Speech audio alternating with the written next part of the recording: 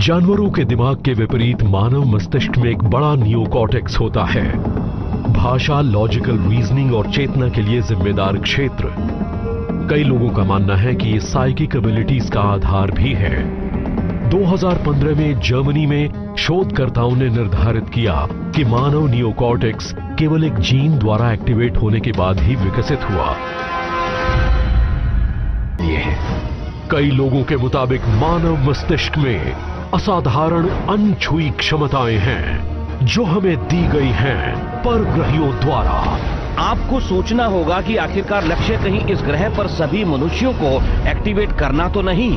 अगर ये सच है तो जब हम मस्तिष्क की पूरी क्षमता तक पहुंच जाएंगे तो क्या हम मानव जाति के लिए एक नई वास्तविकता, एक नई नियति की खोज करेंगे? ये संभव है कि परग्रही जीव भविष्य के डिजास्टर्स को टालने में मदद करने के लिए संदेश भेज रहे हों।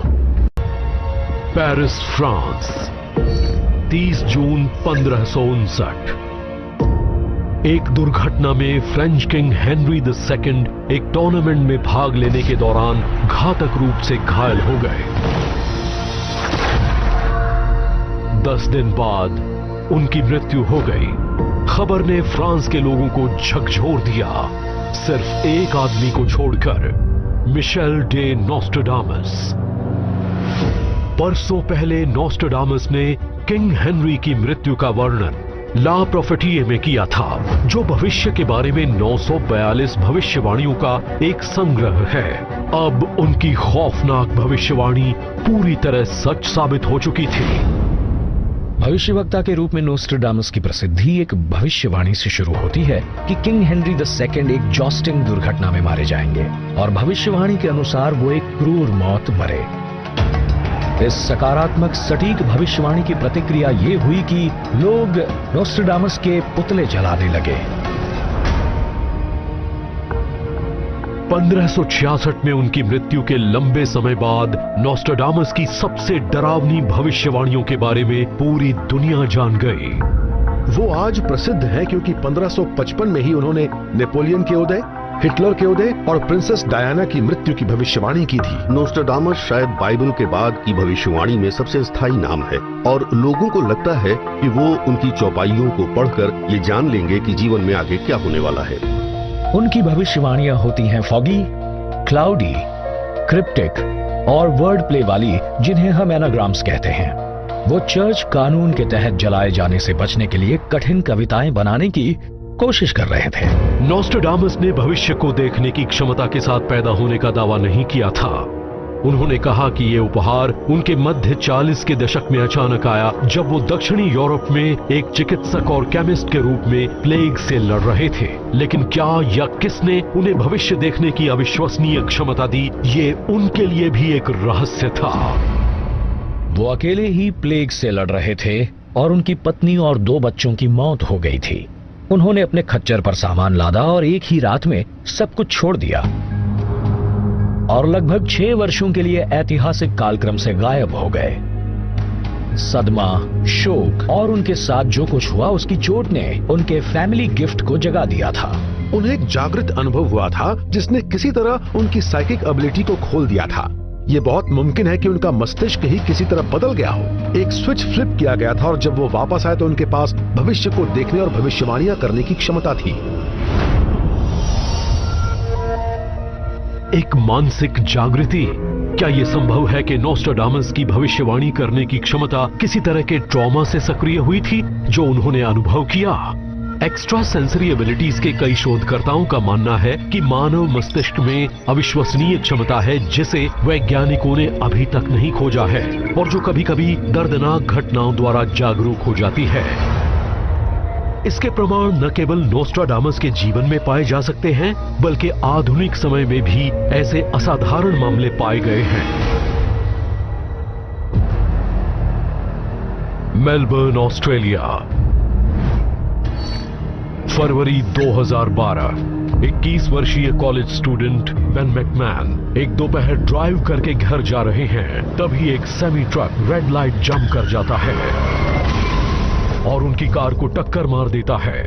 दुर्घटना की वजह से मैकमैन कोमा में चले जाते हैं। जब वो 1 हफ्ते बाद जागते हैं तो मैकमैन फ्लुएंट मैंडरिन भाषा बोलकर सबको चौंका देते हैं, एक भाषा जो उन्होंने हाई स्कूल में बस कुछ ही समय के लिए पढ़ी थी।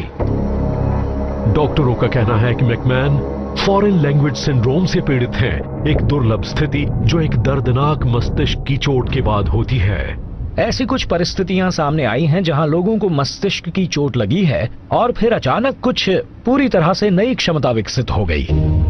ये कुछ सेवेंथ फिनोमिनन की तरह है, जहां किसी व्यक्ति के पास किसी चीज में अविश्वसनीय क्षमताएं होती हैं जिन्हें समझाना असंभव है। मस्तिष्क अरबों नर्व सेल्स का एक कंपाइलेशन है जो हमारे विचारों, भावनाओं और अनुभवों की मदद करने के लिए मिलकर काम करते हैं।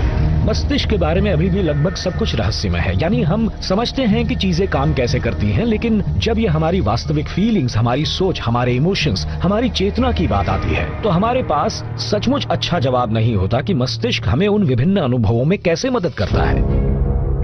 जो लोग इन ट्रॉमेटिक ब्रेन इंजरीज का सामना कर चुके हैं, उन्होंने अविश्वसनीय कौशल जैसे कि सटीक याद, मैथमेटिकल कॉन्सेप्ट्स की उन्नत समझ और म्यूजिकल इंस्ट्रूमेंट्स की तात्कालिक महारत विकसित की है। लेकिन क्या यह संभव है कि मानव मस्तिष्क में और भी अविश्वसनीय क्षमताएं हैं जो सिर्फ अनलॉक होने की प्रतीक्षा कर रही हैं? मस्तिष्क की अनछुई संभावनाओं पर अभी तक बामुश्किल ही शोध हुआ है। रचनात्मक लोगों पर शोध करने वालों का मानना है कि जो काम किया जाता है वो वास्तव में इनोवेटिव, नया या ओरिजिनल और मूल्यवान होता है। वो मस्तिष्क के जिस हिस्से में होता है हम उसे ट्रैक नहीं कर सकते, वो मुश्किल से समझा जाता है। औसत इंसान और प्रॉफिट्स और सीयर्स के बीच का अंतर ये नहीं है कि प्रॉफिट्स और सीयर्स का एक अलग डीएनए है। बात सिर्फ इतनी है कि वो अपनी एक्स्ट्रा सेंसरी परसेप्शन और उनकी क्षमताओं को बढ़ाने की अनुमति देते हैं, और यही कारण है कि वो परलोक से संदेश प्राप्त कर पाते हैं। यहाँ मस्तिष्क की छिपी हुई विशाल क्षमता की बात हो रही है और सवाल उठता है कि क्या हमारे मस्तिष्क की क्षमता मस्तिष्क में ही है या नहीं, या शायद ये मस्तिष्क के बाहर है और किसी तरह हम मस्तिष्क के बाहर की इन अन्य क्षमताओं को हासिल कर लेते हैं। न्यूरो साइंटिस्ट्स कहते हैं कि लगभग 2 लाख साल पहले हमारे नियोकॉर्टेक्स को रहस्यमय तरीके से स्विच ऑन किया गया था और किसी को नहीं पता कैसे। बेशक एंशिएंट एस्ट्रोनॉट थ्योरी कहती है कि ये परग्रहियों ने किया था, कि वो प्राणी कहीं और से आए और हमारे डीएनए को बदल दिया। ये बहुत महत्वपूर्ण है क्योंकि अब हम जानते हैं कि नियोकॉर्टेक्स के भीतर ही हमारी pre cognitive abilities, psychic abilities होती हैं। अगर दूसरी दुनिया के जीवों ने वास्तव में हमें जेनेटिकली इंजीनियर किया है और वो चाहते हैं कि हमारे पास एक खास तरह का मस्तिष्क हो, तो आपको सोचना होगा कि कहीं आखिरकार लक्ष्य इस ग्रह पर सभी मनुष्यों को एक्टिवेट करना तो नहीं, ताकि हम मस्तिष्क की शक्ति और साइकिक एबिलिटीज का उपयोग कर सकें। शायद जब परग्रहियों ने हमारे डीएनए को बदला और हमारे नियोकॉर्टेक्स को एक्टिवेट किया तो कॉस्मिक चेतना, कॉस्मिक जागरूकता का विकास किया था। मानसिक क्षमताएं जो संभावित रूप से हमें परग्रहियों से जोड़ सकती हैं। यदि मानव डीएनए को एक्स्ट्रा टेरेस्ट्रियल्स द्वारा बदला गया था, जैसा कि एंशिएंट एस्ट्रोनॉट थ्योरिस्ट का मानना है, तो क्या यह हो सकता है कि हमारे भीतर ही शक्तिशाली एक्स्ट्रा सेंसरी एबिलिटीज छुपी हों? और क्या ऐसे लोग हैं जो इन प्रतिभाओं को एक्टिवेट करने में सक्षम हैं, चाहे दुर्घटना से, अभ्यास से या एक्स्ट्रा टेरेस्ट्रियल इंटरवेंशन से?